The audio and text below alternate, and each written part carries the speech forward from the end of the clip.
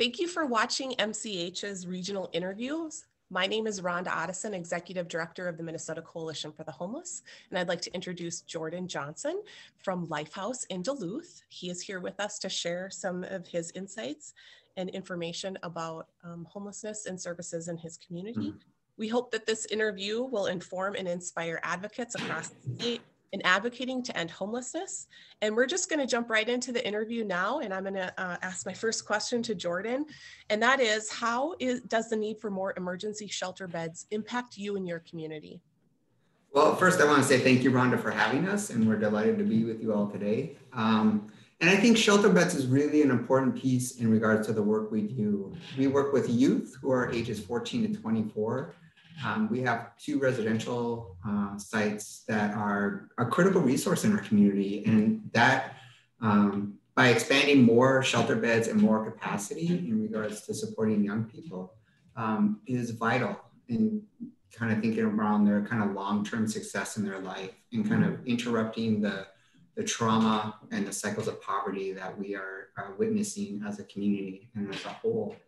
And so if we can think about how to expand shelter beds, for us here at Lifehouse, it's not just providing a shelter bed or a place for them to kind of be housed and rest their head and provide basic services. It's also they have immediate access to kind of the coordinated entry system, to kind of mental health and wellness team.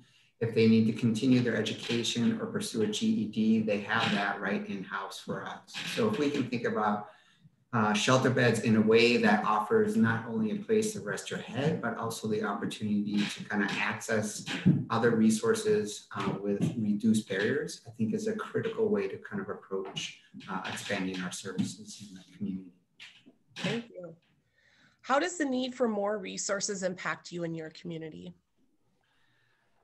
Resources are always needed. And I think if we kind of start to look at the numbers in regards to the need in our community, and this need will only kind of potentially rise given the kind of historical year we've had in regards to COVID, moratoriums that are going to be lifted, people without jobs. And so for us, again, like thinking about resources is about kind of ensuring that youth, and particularly we think of youth, and we have noticed a lot of young parents as well in our kind of youth center, kind of stopping by to get support, ensures that they have a trustworthy and caring adult to walk by their side when that might not necessarily have been the case for years. And so resources are, again, kind of not just central to one area, but if we can think around resources around mental health and wellness, education, or a way to kind of provide support and funding or services that kind of are general operating funds to ensure that our young people are have our arms are wrapped around them in multiple ways, provides us the beauty of reaching them in ways that maybe have not been met, they've never felt before. We have young people come through our door and say, you know what, it's so nice that there was no expectation, no judgment. You just sat with me and you cared and loved me. And that provided them the kind of motivation or kind of support they needed to kind of figure out what they needed, what was next. So whether it's housing, whether it's like kind of going into treatment or a treatment facility, we were able to kind of provide them that support or warm handoff to our community partners. And then they stay connected with us for years to come, like years, 2, 4, 6+ years. And that's a testimony of the work of my staff and the work we do and how we kind of ensure that the best we can, we reduce all the barriers possible, specifically around, youth of color, LGBTQ youth who are highly marginalized within our kind of system-wide approaches. I love your holistic approach and just the recognition that change and transition, it can be a long process. It is a long process, and you start to think around, I think for us, we're starting to really think around trauma-informed care as a critical perspective to look at. But how do we start to kind of center healing, like this kind of healing-centered engagement, where young people get to learn who they are in a sense of self, given all the expectations of our society, and they heal and learn who they are, which fuels, this kind of power and agency, and beauty in knowing that their dreams, whatever they might want to pursue, are possible, right? And so that, I think, is a critical way to start kind of thinking about our work ahead.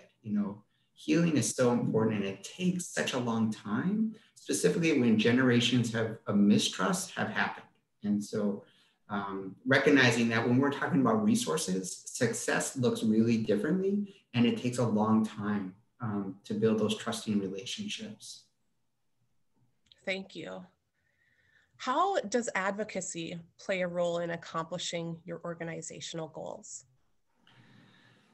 I think kind of in partnership with you all, like and other kind of entities, we really feel like communities' voices, and particularly, again, like we work with young people. Young people are our future. They're our future leaders. They're our future business people. They are our future communities. And they have so much insight that sometimes does not get heard necessarily. And so advocacy and uplifting the voices of our community and young people is vital, and kind of working in partnership with your organization and other kind of coalitions and collaborations begins to kind of offer or lend a voice, and also offer insight to young people that they have a voice, and their voice is really powerful.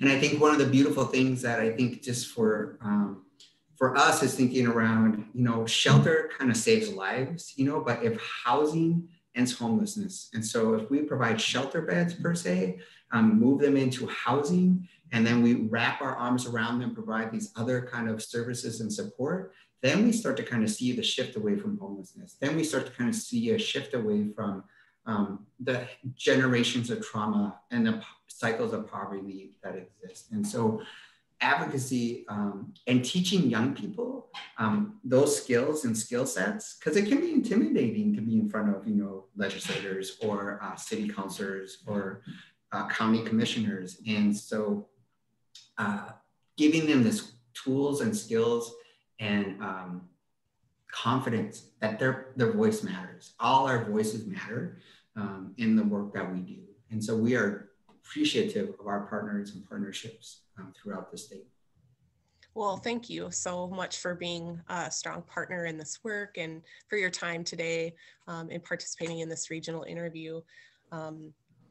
We will share this on our YouTube channel, and look forward to sharing your great mission and lifting up advocacy as an opportunity for people across the state to get engaged. So thank you. Thank you. And again, we really appreciate the partnership and working with you all.